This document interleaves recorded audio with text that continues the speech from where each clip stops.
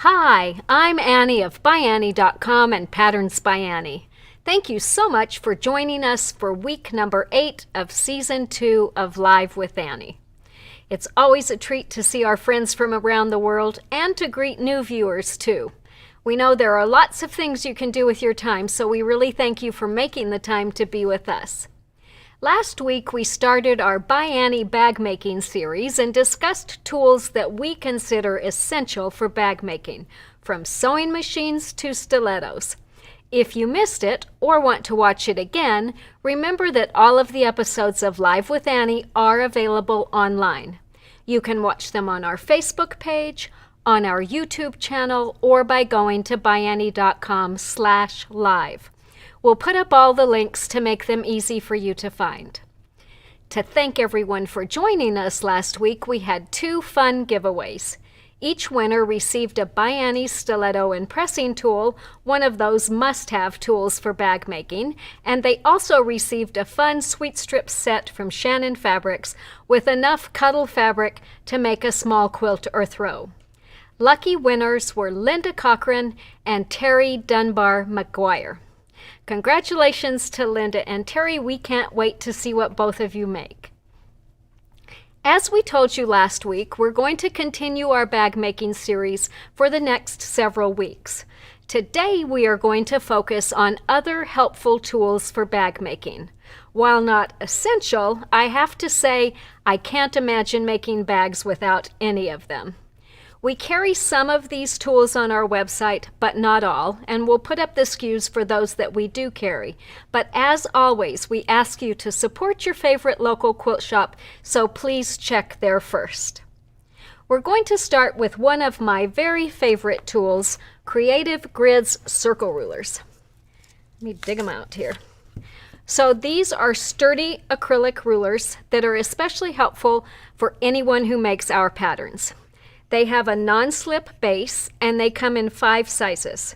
So there's a 2.5 inch circle, a 3.5, a 4.5, a 5.5, and a 6.5 inch size. We use the 2.5 inch the most, but we have patterns that use all 5 sizes.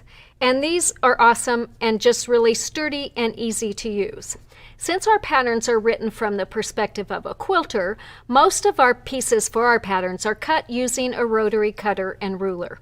It's easier to assemble your bag when you start with squares and rectangles, so we do most of the assembly before we shape the pieces. And then once everything's put together, we'll use these circle rulers to round the corners and shape the edges. And to show you how it works, all you're going to do is take the ruler, position it in the corner that you want to round, and then you can use a rotary cutter to cut around the edge of the ruler. It's really quick and easy. And unlike a template that's made of paper or plastic, you don't have to worry about shaving off a little bit of the template every time you cut. So your template is always the right size. Using a circle of the proper size really helps to ensure that everything's going to fit together perfectly. So for instance, on this Easy Does It bag, it's really important that the measurement of this zipper side strip that goes around this side matches the measurements of the front of the bag. So if I tell you to round the corners on the front with a 2.5 inch circle, but you go to your cabinet and pull out a lid that measures 3.5 inches and use that to round, you're going to cut away a whole extra inch of fabric. And then you're going to have to figure out what to do with that extra inch on the zipper side strip. So having these rulers that are really cut to exactly the right size work really well. I store my rulers in either my In Control or my catch-all caddy. Both of them, as you can see, has a divider that's just the right size. I keep this one on my work table. I keep this one at my machine, so I always have a ruler and other tools close at hand. Another really good little bag for carrying circle rulers is the Zip It Up. So this is the small size Zip It Up, which has pockets on the inside and on the outside too, and the circle rulers fit in any of those. So if you want to carry your tools on the road, this compact little bag is perfect for that. I also really loved the post that I saw this week by Kelly Stevens in the ByAnnie Bag Makers group, and she had made one of the large pods from our Treasures and Trinkets patterns. So this bag opens up and it's got lots of compartments here, but then it's got these little individual pods. So she had made one of these to hold her circle rulers, which is such a great idea. This pattern includes instructions for bags in 3 different sizes, and as you can see, this large one really makes a great sewing kit. All right, so that was circle rulers and a few of the ways that you can carry and use them. The next tool I want to talk about is the quick turn tool. And this tool is really perfect for using the fabric tubes that we make for handles and straps. So it's going to be an easy way to turn a fabric tube inside out. So most of our patterns that use handles have a strap, and these tools are what you use to turn that inside out once you've got it sewn. So the set includes 3 different sizes. They each have a plastic cylinder and then either a wooden or a steel rod to go in it.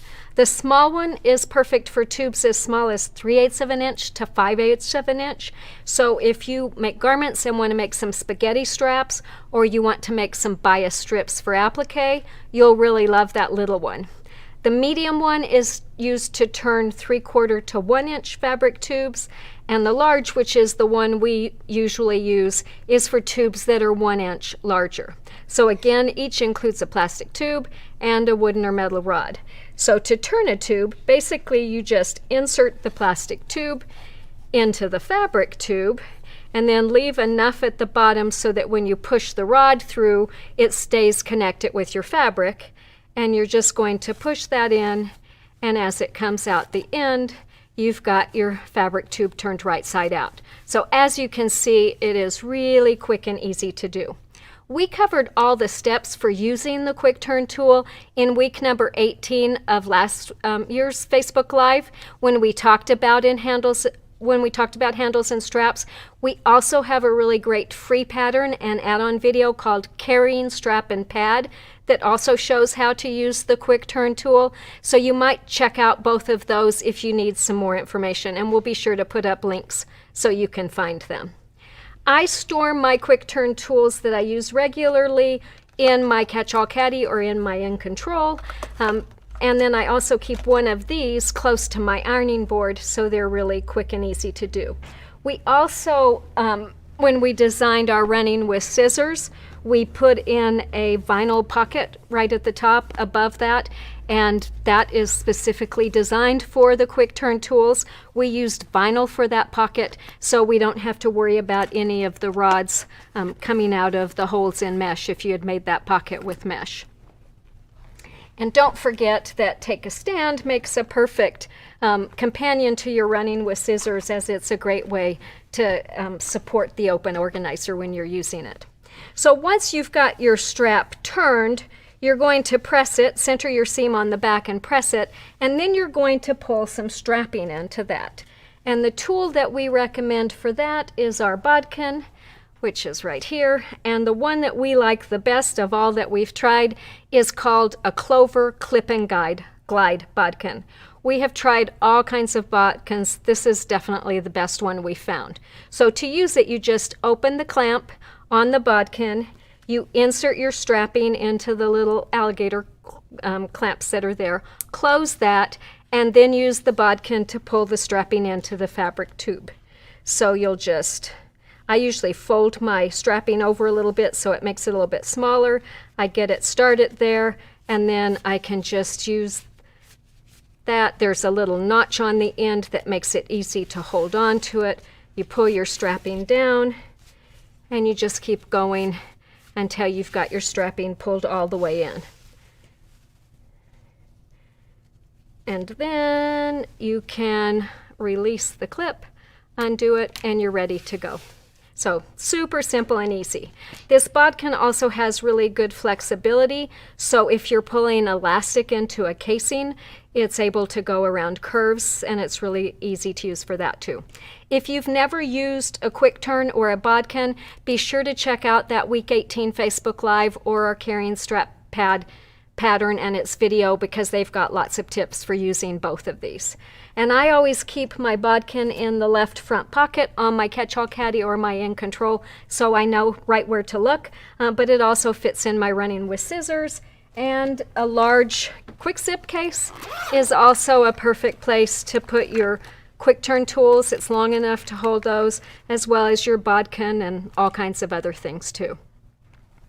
So that is quick zip cases, running with scissors, in control, catch-all caddy, all great ways to hold your bodkin or your quick turn tools. Excuse me. That cough hasn't gone away yet. And the more I talk, the worse it gets. Here's one other tool that we find really helpful when we're making handles and straps.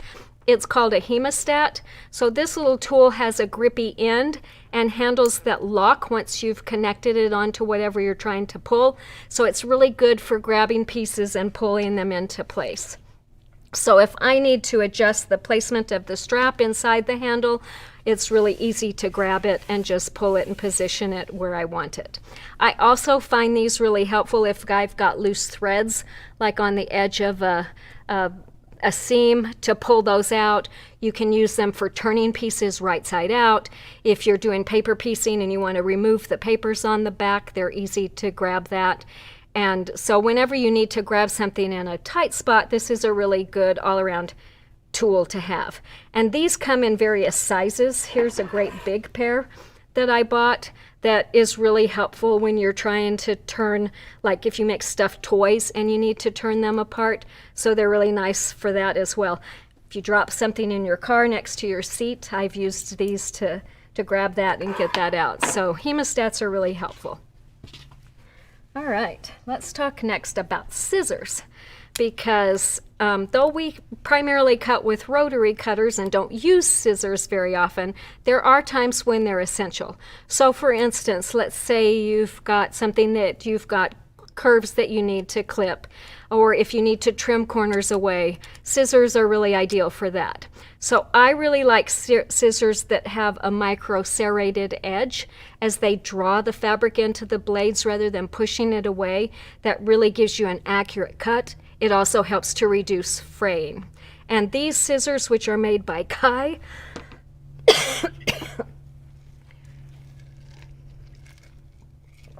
these are Kai scissors. They're some of my favorites. These are a 6.5 inch scissor. The number on them is V5165. They're really strong, they're really sturdy, they go through a lot of layers easily, and so they're really ideal for trimming soft and stable in seams or clipping corners. Another pair of scissors that has the micro serrated edges are made by Karen K. Buckley, and these are her big handled applique scissors. They're really lightweight. They have flexible cushioned handles. They have great big holes for your fingers, so that makes them really easy to do. And these are a 7.5 inch with a 3 inch blade that's sharp all the way to the tip. So both of these scissors comes with a protective cover for the blade. And the really nice thing is that both of these are really good if you're right-handed or you're left-handed. So these are two of the pairs of scissors that I highly recommend. Another really helpful tool that I use basically every time I sew are my Snippy's Comfort Snips. So we call them snippers for short. I love using them to clip the threads as I go because my machine doesn't have an automatic thread cutter. I use these. Actually, I almost think I prefer these to an automatic thread cutter because when you use an automatic thread cutter, you always have a little bit ending there, and then you've got to go cut that off anyway. So these enable me to get right down close to the fabric. They're extra sharp, and you just squeeze to cut, so your hand doesn't get tired. Their curved tips prevent you from cutting the fabric. They also allow these to fit right under the presser foot if you want to get right up there. So they're really perfect for trimming threads. I always have them handy to give my project a haircut when it's complete. They're also really nice for hand or machine embroidery, and again, they can be used by left or right-handed makers. I usually cut a little piece of plastic tubing, like I showed you last week, for the stiletto to cover the end of the stiletto or the snippers before I put them away in my quick zip case or something like that, if I've lost this. Usually I manage to keep this, but this is another way that you can protect those tips when you do them. Boy, I don't know if I'm going to make this one.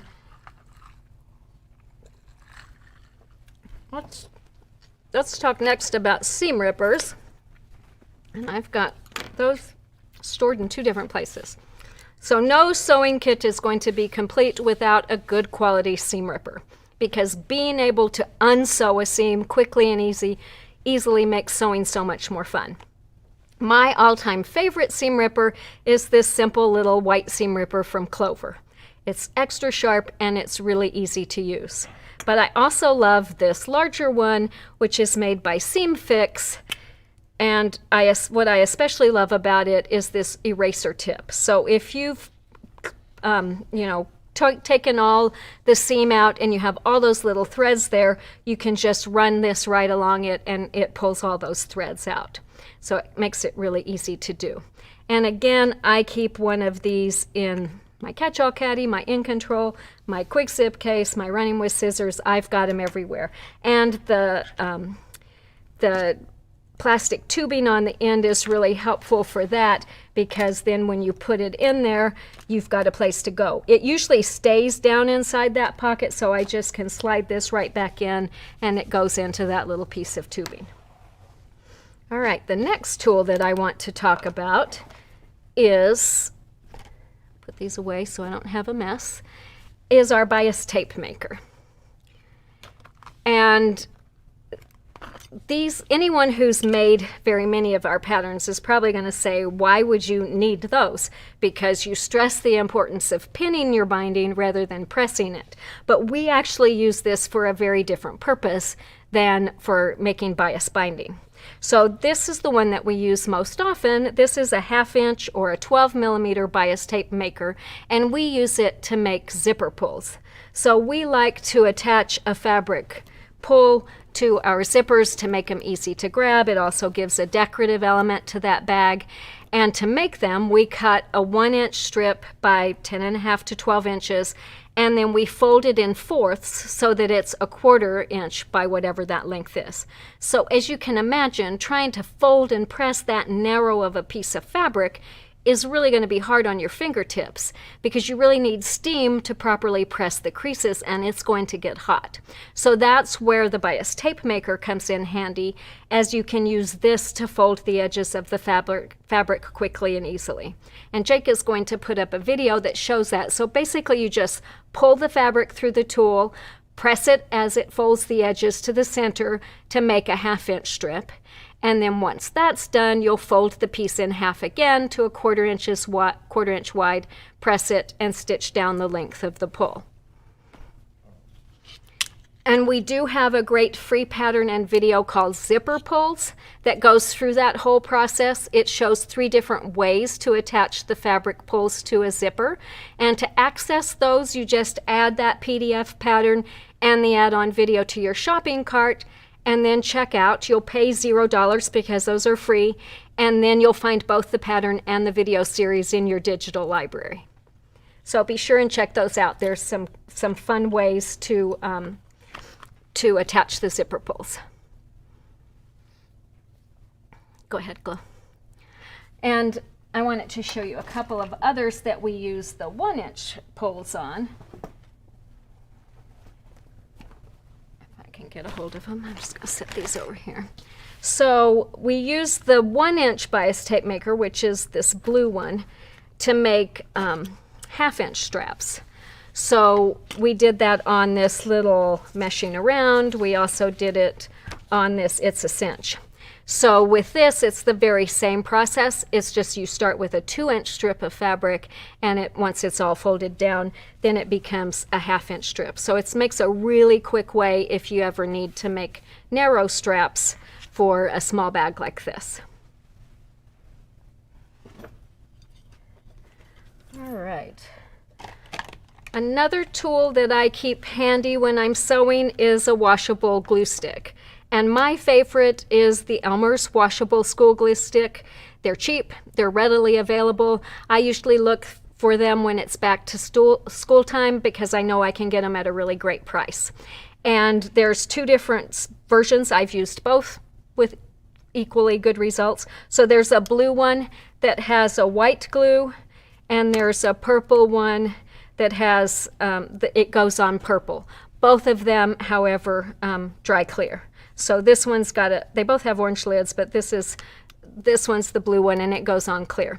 So anytime that pins or wonder clips won't work, I like using a little swish of glue to hold something in place. So for instance, if I need to put hook and loop tape onto something, it's perfect for that. Or when we like to sew buttons on the bottom of our bags, as we did on this Ultimate Travel. It's a great way to secure the buttons in place until you get them sewn on. If you want to hold your handles and straps in place, some glue on the back of those works really well for that too. So handy and easy to use. And here's a little tip that I can share with you. These glue sticks dry out quickly, so you can see that's all dried up inside there, especially when you live in the desert. But don't throw it away. All you need to do is run a little bit of water into the glue stick, recap it, and let it sit overnight, and it'll be good as new again. So keep that in mind if you've got some dried up glue sticks. Another really great way to secure pieces when pins or clips won't work is with basting tape. So basting tape is basically a double-sided tape that you can join pieces, and we really prefer a narrow tape, and our favorite is an 1/8 inch wide.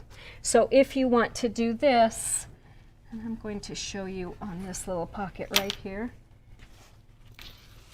So you just take the tape. So I want to take this pocket and attach it to this zipper. So I'm just going to take my tape, put it on the back of my pocket, press it into place, just tear it off with your finger to the proper length, press it down so it's good and tight, and then use your finger to pull away the paper that's on top, which is going to leave your tape underneath. There we go. So now I've got just a narrow strip of adhesive on here, and then I can take this and align it on my pocket. So my goal when I do this is that I don't see the zipper from the front, and I don't see the edge of the fabric from the back. So I might need to adjust that a little bit, but you can see that that's good and secure. So then all I have to do is sew along the previous line of stitching on the bottom, sew along the top, and I've got my zipper attached to my fabric. So basting tape is also really helpful if you're attaching a zipper to a quilted fabric pocket, or if you're putting handles in place on a bag. The pandemic really wreaked havoc with our basting tape supply, so we haven't had it on our website for quite some time, but I'm happy to say that we've worked with our favorite supplier to develop a really awesome basting tape, and it's a lot better than any of the others we tried, so we should have a ByAnnie branded basting tape available soon, and we will let you know when it's ready. It's going to take a little while to get it all figured out and get it here, but watch for that coming soon. All right, so that was basting tape, and I have one last tool to recommend, and it's not one you'd expect to see in a sewing kit, but it really comes in handy when you're making bags and ByAnnie projects, and that is a hammer. So we use the hammer to reduce bulk in really thick areas. So here is an example.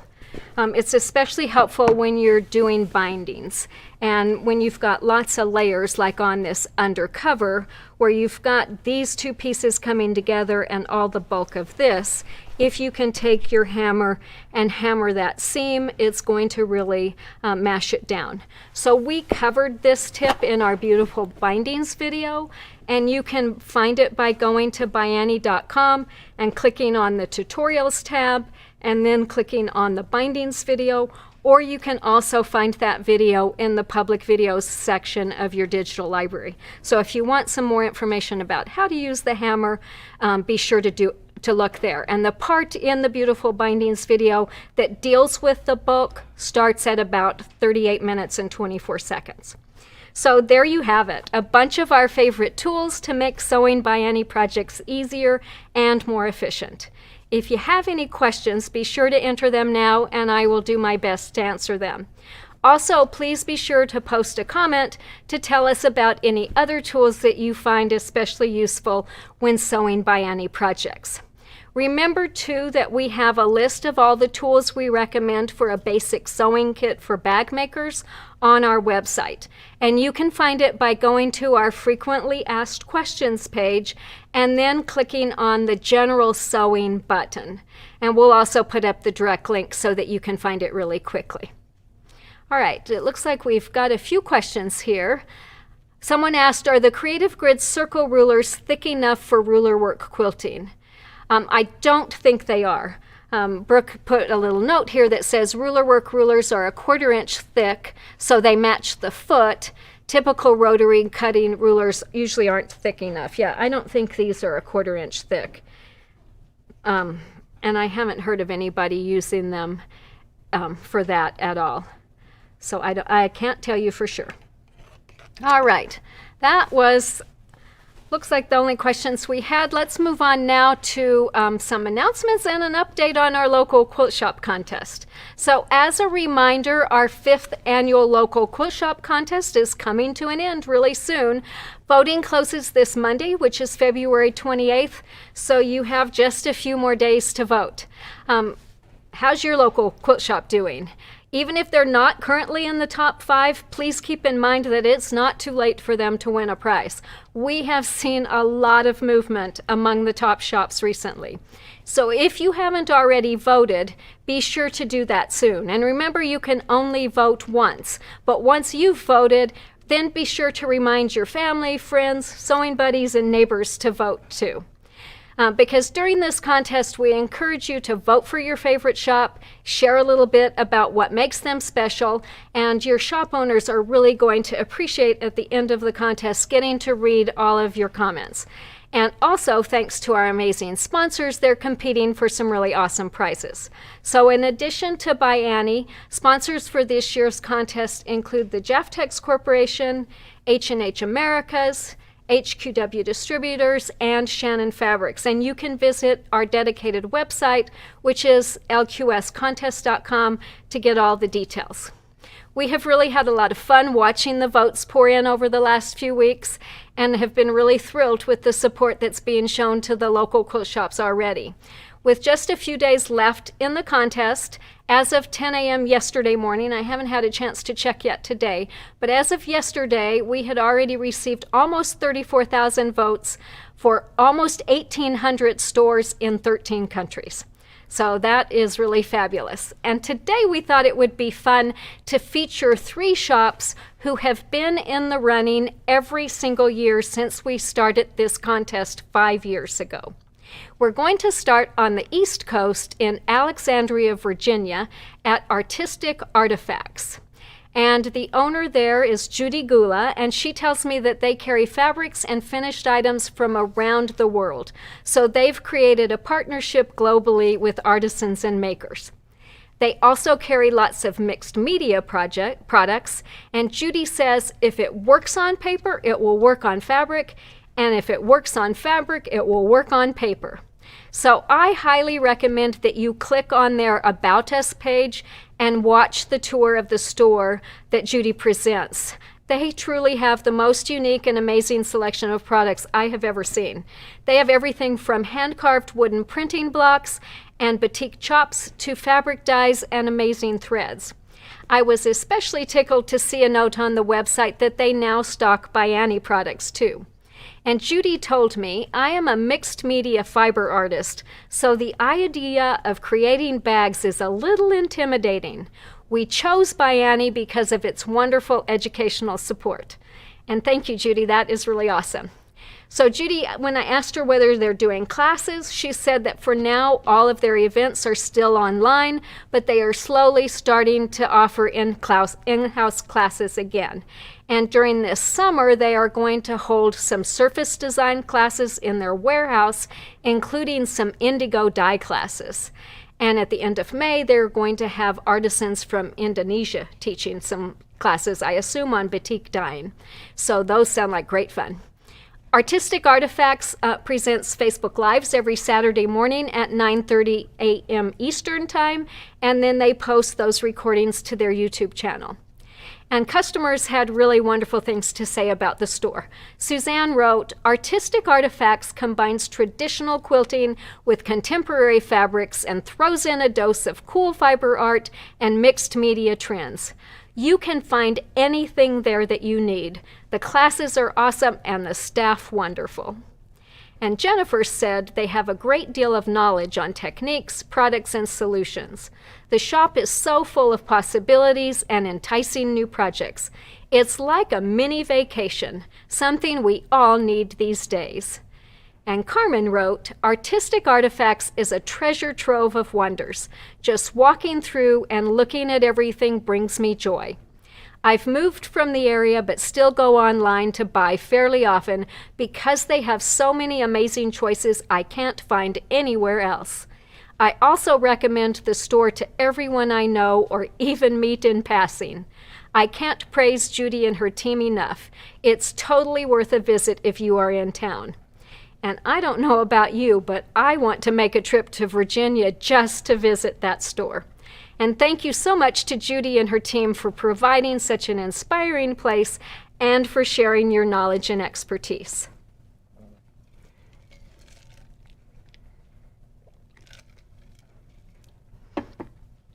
Next, we are going to travel to the desert Southwest to visit Arizona Quilts in Surprise, Arizona.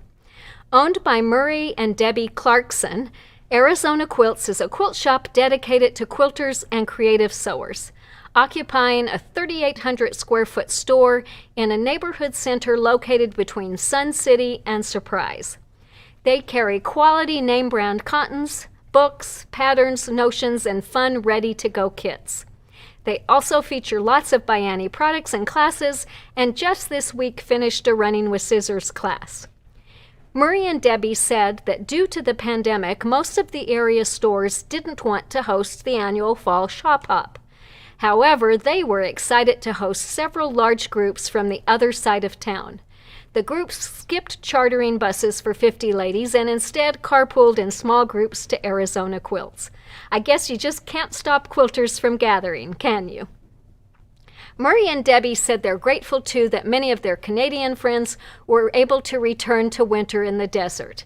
After having the borders closed for so long, I'm sure those snowbirds were extra happy too to return to the beautiful Sonoran Desert.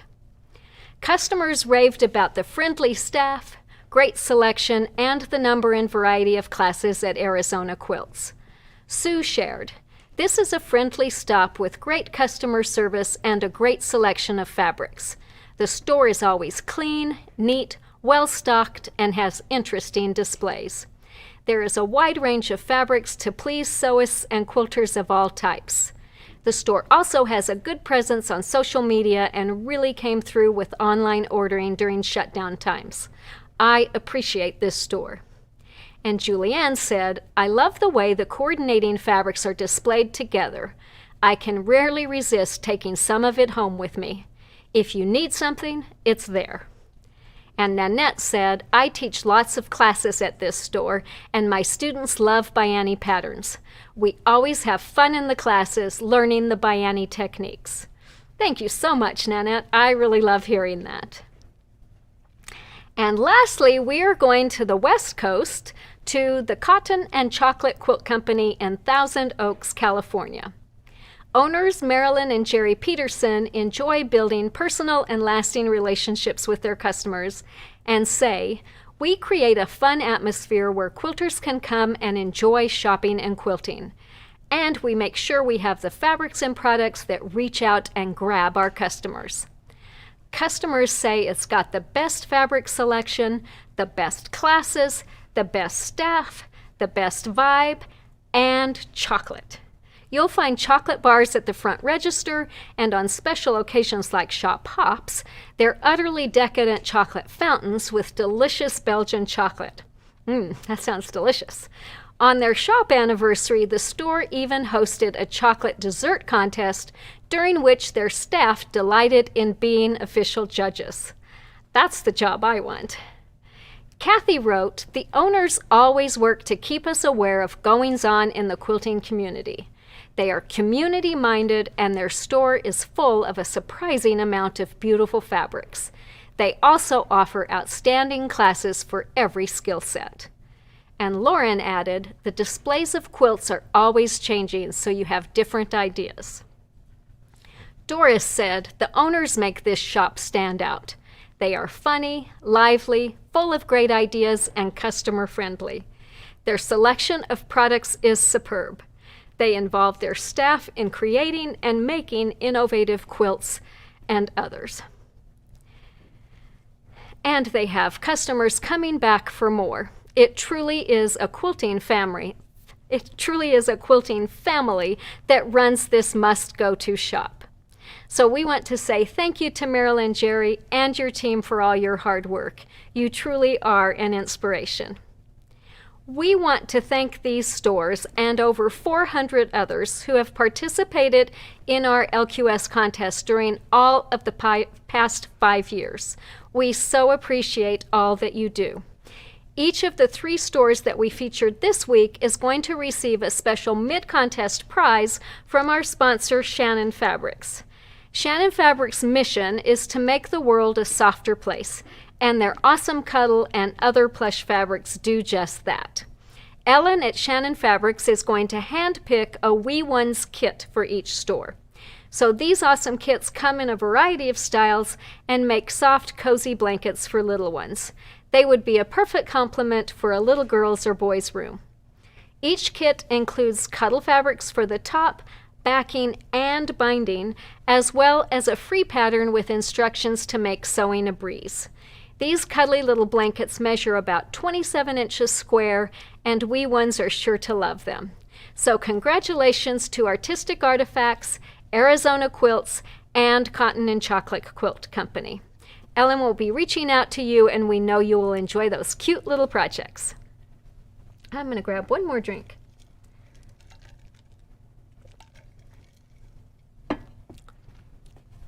So we want to thank all of you for joining us this week, and to show our appreciation, excuse me, I got ice in my mouth, we have 2 fun giveaways.